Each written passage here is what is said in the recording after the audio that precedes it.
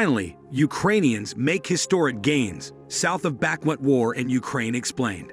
The Ukrainians have conducted another Himars track on Russian batteries and logistics, finally leading to the collapse of Russia's most formidable strongpoint in the east. Makiivka was the target of the first Heimer track. Yesterday, Ukrainians took over a massive ammunition depot, recently receiving new shells.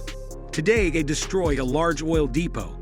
Russian sources reported that the fallen remnants started Russian air defense to shut down Himars rockets and the fire. The result, however, suggests that the opposite is true. At least 5 oil tanks caught fire after a successful strike.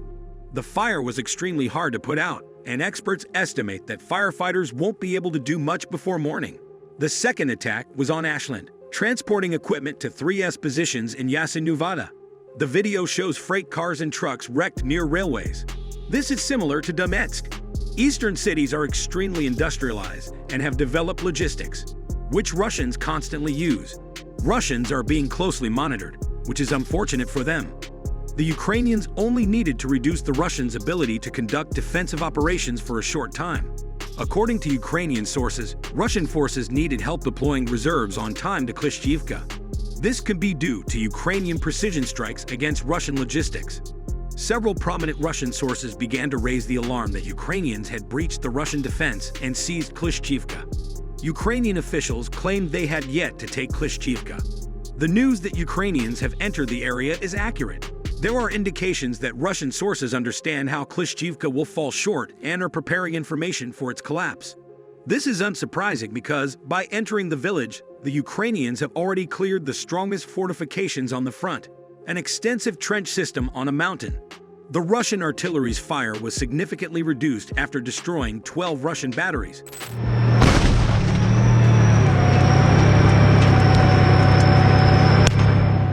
This made the positions that were already in a salient more vulnerable.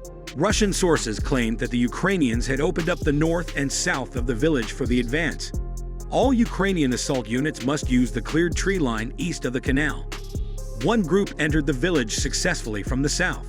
They got in the Russian rear and caused many problems for the Russians. The operation was a huge success because the Ukrainians could draw Russian attention to the southern area of the village and divert resources there. This allowed them to have fewer troops protecting the strongest fortification. Ukrainians controlled the trenches, but also the local heights. You can see that the next Russian defensive positions will be located in the lowlands. This means that it will be easier to move forward.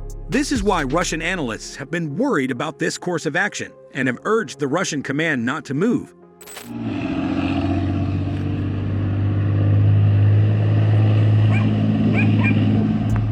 The Russian command is making another mistake, no matter how many losses they suffer.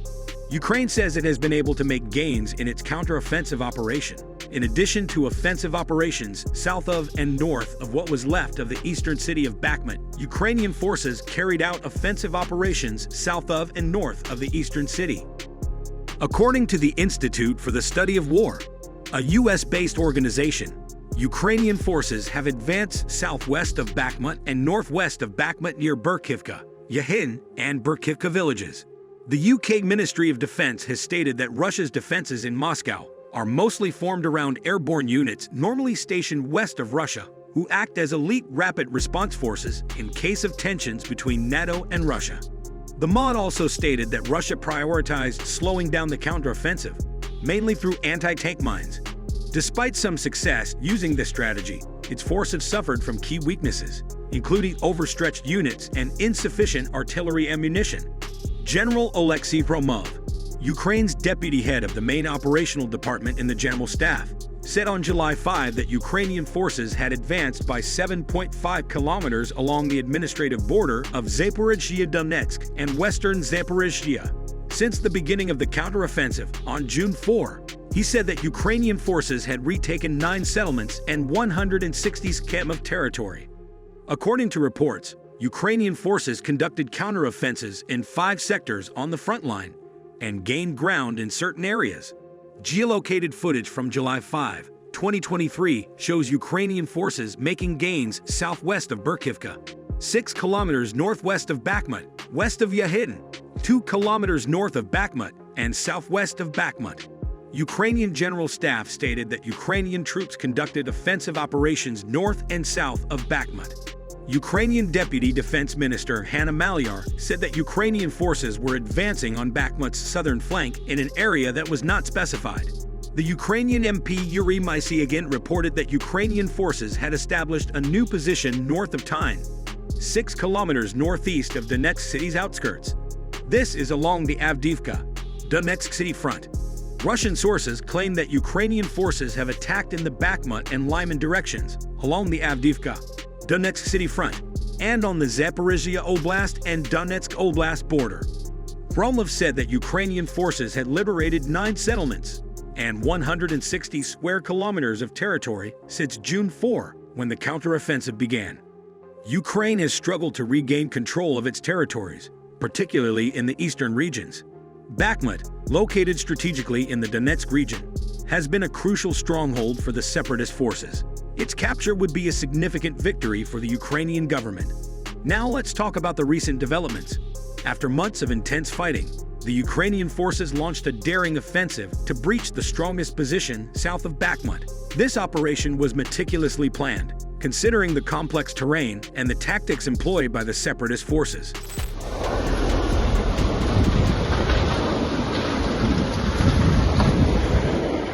The gains made by the Ukrainian forces south of Bakhmut are indeed historic. This breakthrough has allowed them to control key transportation routes and cut off supply lines for the separatist groups. It also provides a strategic advantage for future operations in the region. The recent gains made by the Ukrainian forces south of Bakhmut have not only boosted the morale of their troops, but have also sent a strong message to the separatist groups and their backers. It signifies that Ukraine is determined to regain control of its territories and establish regional stability. While these gains are undoubtedly significant, it is important to remember that a lasting solution to the conflict requires diplomatic efforts and international support. Ukraine needs continued backing to secure its borders, rebuild devastated areas, and promote peace and reconciliation. The recent historic gains made by the Ukrainian forces south of Bakhmut mark a crucial milestone in the ongoing war in Ukraine.